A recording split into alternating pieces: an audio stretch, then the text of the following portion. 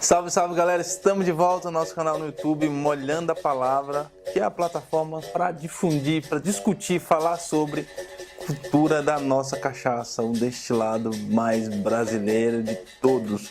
Bom, e nesse vídeo a gente vai falar sobre um tema que não tem como passar despercebido quando o assunto é o destilado brasileiro, que é a sociedade escravagista. Vamos embora!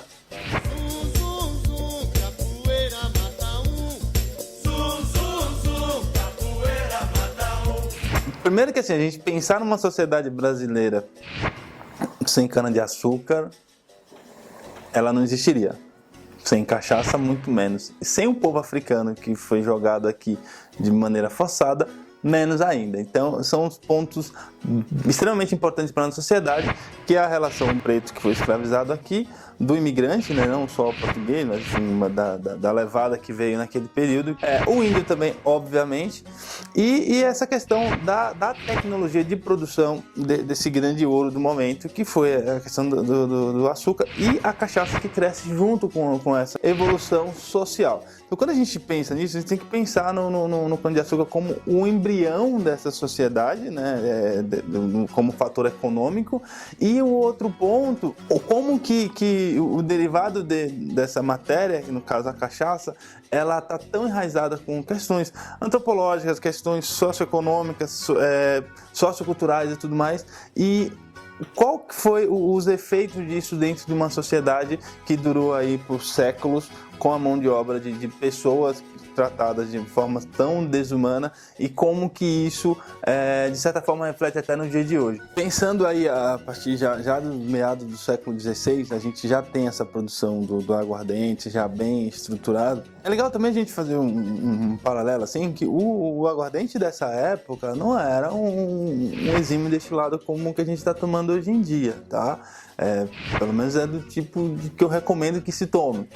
A gente está falando de um destilado rupestre com uma técnica bem mais simples, um volume alcoólico menor, só para a gente fazer uma conexão legal aí no tempo. Já para final de 16, começo de 17, esse derivado aí da produção da cana-de-açúcar, ele tem a sua importância, né, econômica e tudo mais, consumo de várias frentes, mas ele é aplicado dentro do regime de alimentação dos negros africanos cativos aqui, desse exílio forçado, e de forma com que, em parte, o interesse de conter a rebeldia ali por conta do efeito do álcool no organismo, de baixar o estresse, conter rebeliões e tudo mais, porque já vinha acontecendo nessa época. Prova disso são os quilombos, né, o surgimento dos quilombos. Então, para um lado, ele é visto de uma forma como uma ração para esse povo que está cativo.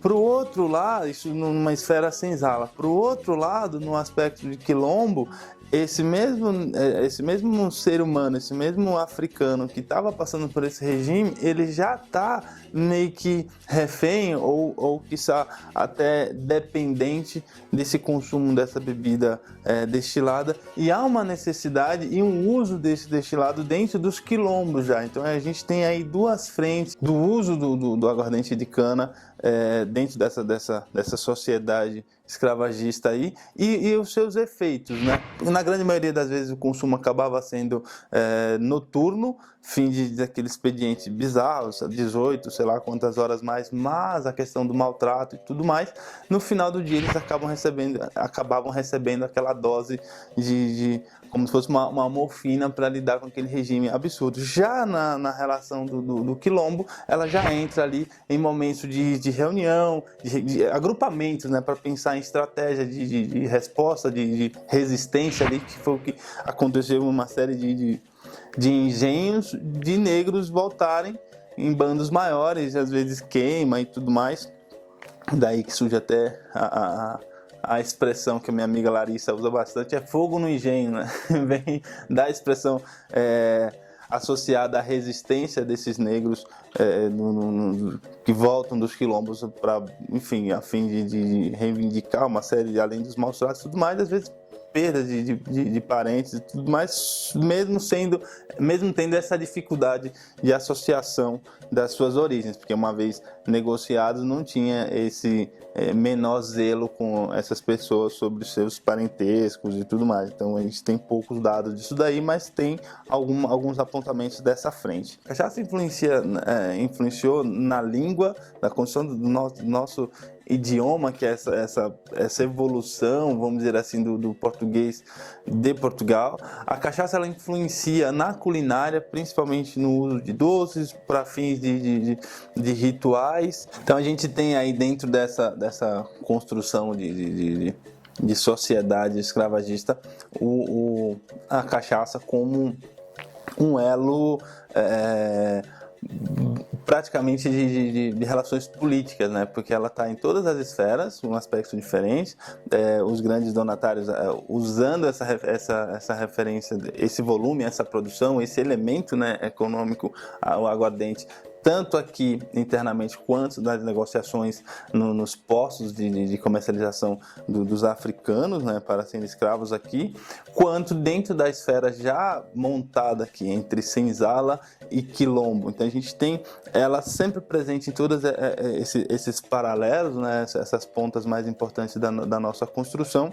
Então a gente tem aí uma divisão muito bem estruturada e um posicionamento até, de certa forma, de consumo muito bem estruturado também da nossa cachaça, onde esse negro recém-jogado, vamos dizer assim, ele sai sai, uma aspas bem grande, né? Porque na prática a gente sabe o quanto que isso perdurou, tanto que se considerar aí há menos de 30 anos ainda é muito comum ter em fazendeiros com negros cativos, principalmente negras, né, fazendo serviço doméstico sem nenhum tipo de remuneração. Eu conheci um caso, inclusive, que uma negra cativa morreu há menos de 25 anos, isso aqui no sertão mineiro. Então, o Brasil, ele formalmente foi o último país a acabar com isso e informalmente perdurou ainda mais. Tudo isso que molda, né, alguns estigmas que a gente tem. É ignorante, obviamente, qualquer demérito, qualquer fala, qualquer frase, qualquer definição sobre a cachaça de forma como produto ruim ou aquele motivo de piada, aquela frase, mas cachaça não dá. Então, tudo que acontece hoje, que as pessoas fazem suas pressuposições sobre o destilado sem entender nada de destilado, muito menos sobre cachaça, porque não há também, geralmente, a gente, pensando no contexto do Brasil como nação, a gente não tem um estímulo para se perguntar sobre, para buscar sobre essa própria raiz, né? Então, acho que toda essa ressaca, todo esse efeito de uma sociedade formada como foi a nossa, deixou esse legado aí de muita ignorância, de muita falta de informação sobre destilados de modo geral. Eu imagino que a maioria das pessoas que acompanham o meu canal já tem uma noção sobre cachaça, já está aberto para. Então, a ideia é que esse tipo de discussão chegue a pessoas que ainda olhem para a cachaça de nariz torto, que ainda dê aquela risadinha de deboche, mas cachaça é foda, mas cachaça é forte, isso e aquilo, justamente por sentir, de uma forma ou de outra, o reflexo dessa construção que foi, nesse aspecto negativo, muito bem estruturada no passado, e como que a gente vai lidar com isso em outros tempos, como que a gente vai desconstruindo tudo isso. É um processo, obviamente, muito longo. Eu não tenho a paixão de achar que é uma responsabilidade minha de resolver tudo, pelo contrário, o sistema como um todo tem uma dívida comigo, e não eu com ele, mas eu vou fazendo minha parte de procurar propor aí uma reflexão mesmo, sabe? Como olhar para a cachaça de um outro jeito. Eu também não concordo no romantismo também, de ficar só falando de cachaça bem destilada, isso e aquilo, porque quando se pega Brasil como um todo, eu já dei consultorias em cidades do interior do Nordeste, no estado do Maranhão, que eu não conseguia achar uma cachaça de alambique no supermercado. E eu sei que em bairros de São Paulo tem alguns supermercados que você não encontra uma cachaça de alambique, só encontra cachaça simples, de baixa qualidade e tudo mais. Então, assim, é uma discussão muito séria e tudo isso tem a ver com esse pé histórico aí, a forma como foi construída digerida aí dentro de uma estrutura escravagista, e esse pós, qual que é o legado que isso ficou.